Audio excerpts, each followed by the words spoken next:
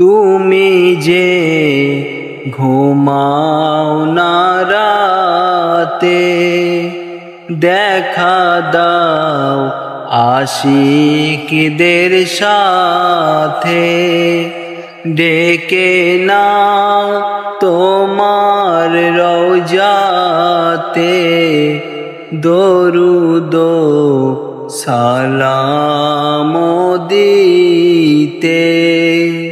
ইয়া নবী সালাম আলাইকা, ইয়া রাসূল সালাম আলাইকা, ইয়া হাবিব সালাম আলাইকা, সালামাতুল্লাহ